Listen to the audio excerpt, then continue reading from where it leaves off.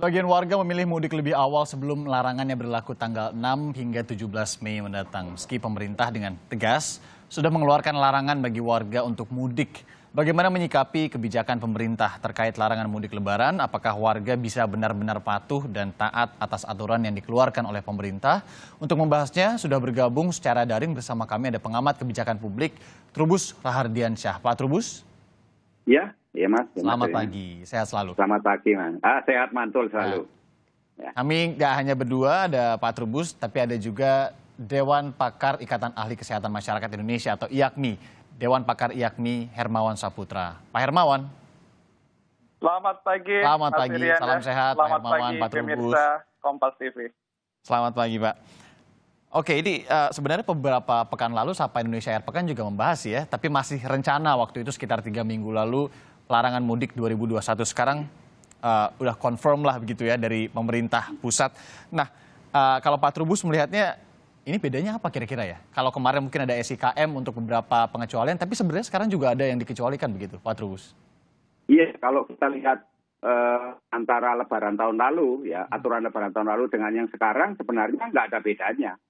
Hanya yang sekarang ini saya lihat memang lebih longgar, lebih longgar. Meskipun kalau dilihat aturannya, itu kelihatan sekali lebih ketat, lebih keras sekarang daripada yang tahun lalu. Aturannya? Karena kalau aturannya, ya dari si aturannya. Kalau tahun lalu itu masalahnya pada saat itu diterapkannya lah PSBB ketat. Misalnya kalau DKI Jakarta dulu dengan Pergub nomor 33 tahun 2020. Nah itu masyarakat hampir nggak bisa pulang gitu ya. Tapi juga banyak yang nekat pulang dengan cara-cara kucing-kucingan ya mudik saja gitu. Tapi, nah kalau silakan Pak. Kalau yang sekarang justru aturannya diperketat, tapi prakteknya sekarang implementasinya itu nggak jalan gitu. Jadi nggak efektif, otomatis orang yang pada mudik ditentukan tanggal 6 sampai tanggal 17. Kalau kita lihat pernyataan-pernyataan para pejabat tinggi negara di Indonesia, itu kita lihat sebelum Bapak Presiden mengatakan mengenai mudik dilarang, itu hampir semua pejabat di daerah mengatakan silakan mudik sebelum tanggal 6, bahkan setelah tanggal 6 juga boleh-boleh saja.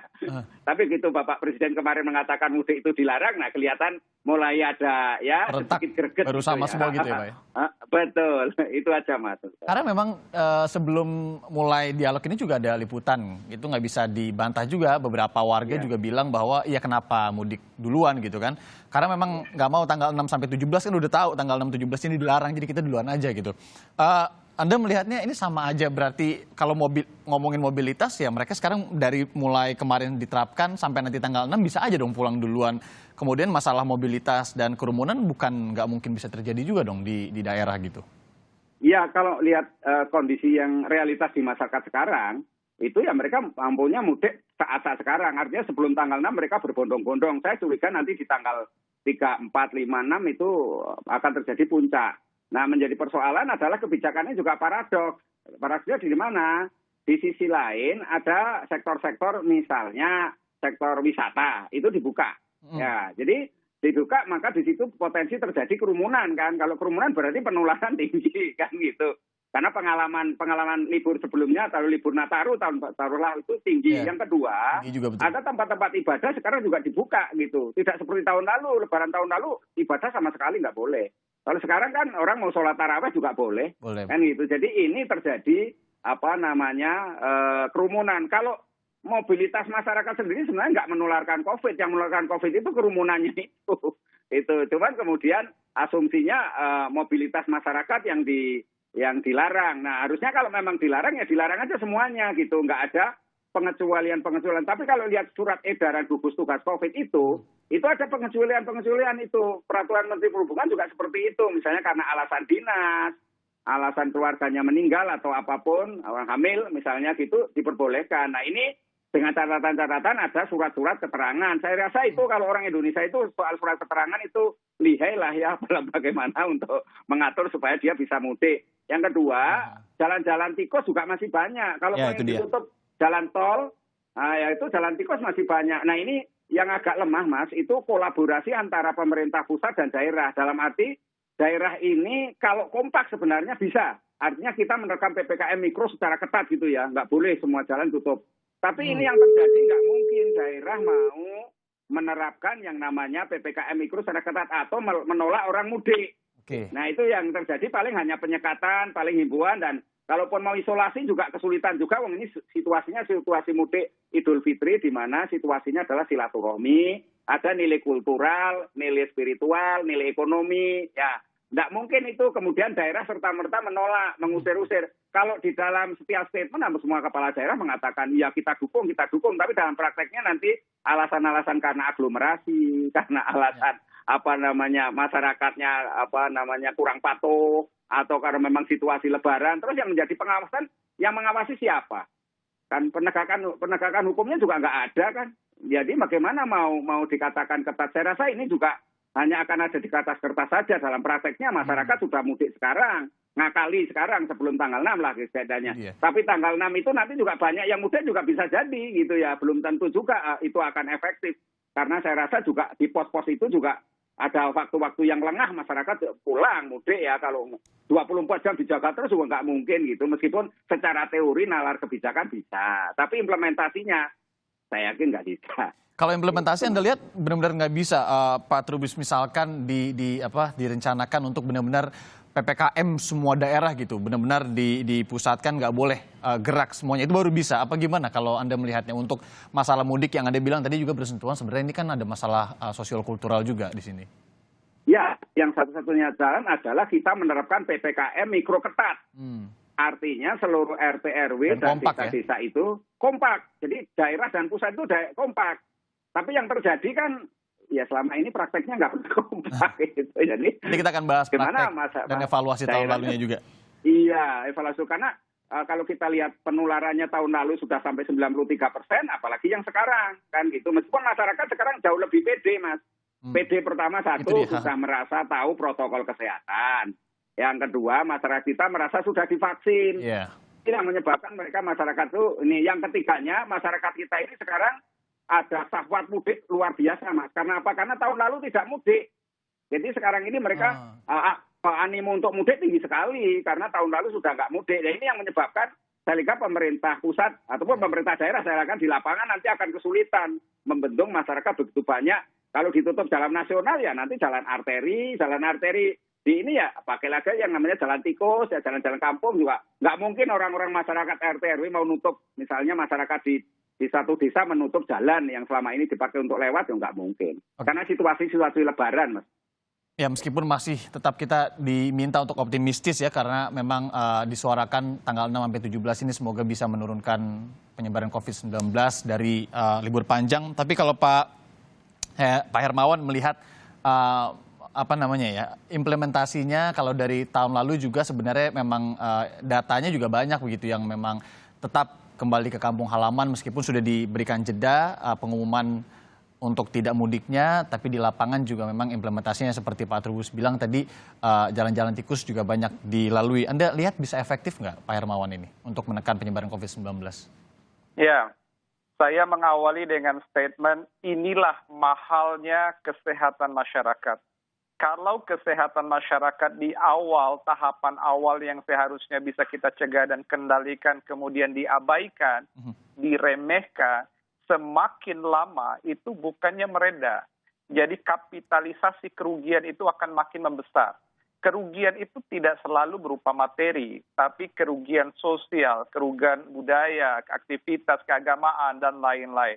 Nah, sekarang ini berkaitan dengan kendali virus, ini tidak lagi pada virus, kendali perilaku. Ini yang paling penting. Karena penyebarannya dari perilaku kebijakan, kendali kebijakan kita hampir tidak bisa punya kebijakan yang adekuat, yang powerful dan useful.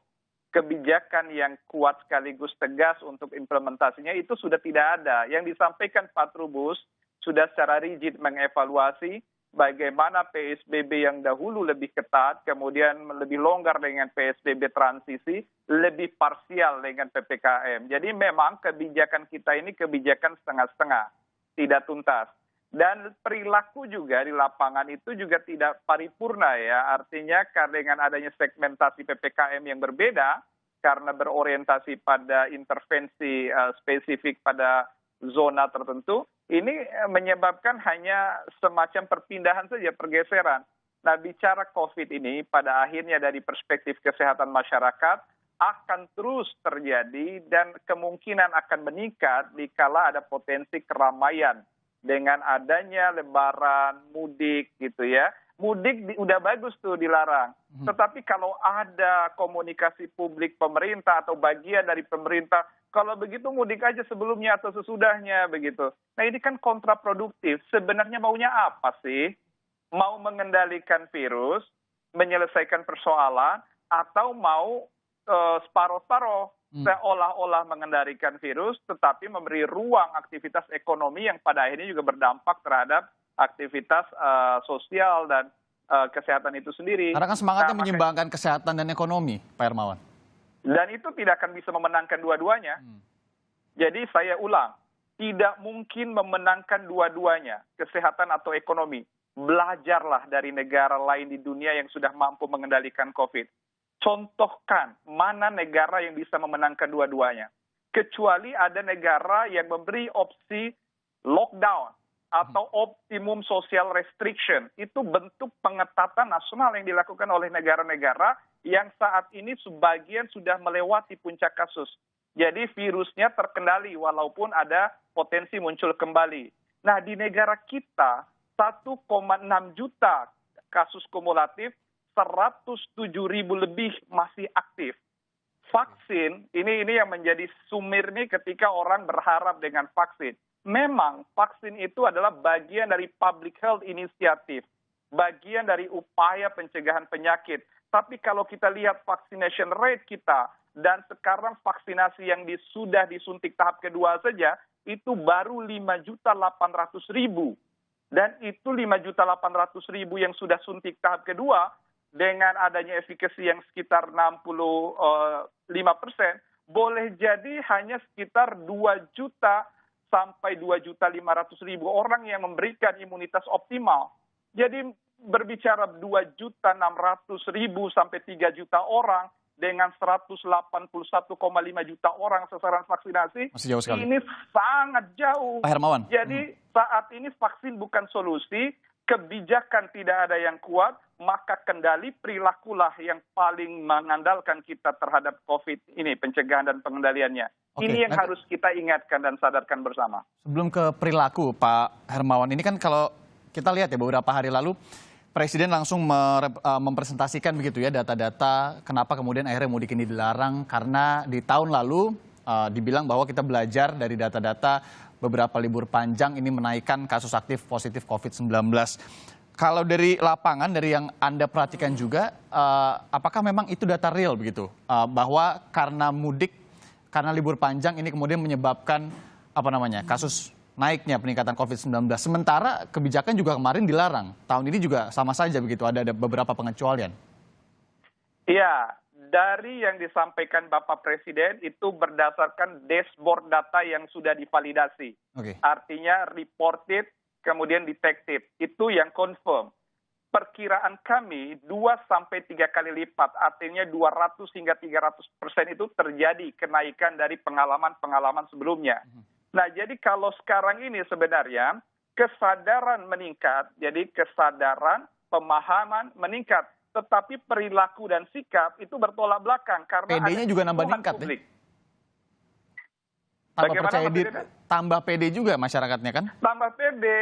Nah, sementara COVID ini kuncinya itu pada keramaian yang menyebabkan kerumunan. Betul tadi Pak Trubus mengatakan ramai belum tentu berkerumun. Tetapi perilaku segala-galanya diawali dari situ, dari mobilitas. Kita bisa melihat, yang menarik itu ada statement baru lagi. Di samping adanya pariwisata yang dimungkinkan di dalam kota lah, ada upaya-upaya bahkan membuka ruang-ruang stadion misalnya sepak bola, untuk dimungkinkan para penontonnya segala macam. Ini kan komunikasi publik yang kontraproduktif begitu loh. Walaupun itu nanti masih dipelajari, masih ditelaah, tetapi jangan pernah ada ruang untuk memberi informasi di publik mengandai-andai seperti ini. Ini hanya menjadi sebuah langkah mundur dalam pengendalian COVID. Boro-boro nanti kita akan menurunkan secara signifikan, positivity rate kita sekarang nih masih sekitar 10% lebih. Dan itu masih sangat tinggi, masih jauh dari terkendali. Jadi kita harus berhati-hati dalam memberikan komunikasi ke publik seperti statement mudik tanggal 6 sampai tanggal 17, sebelum itu silakan dibolehkan. Ini kan perspektif dari penegakan hukum, bukan perspektif dari pengendalian COVID. Goalnya apa begitu. Nah, maka itu sekarang kita kembali kepada provider, pemerintah, dan juga yang paling penting adalah kesadaran kita sebagai individu dan komunitas.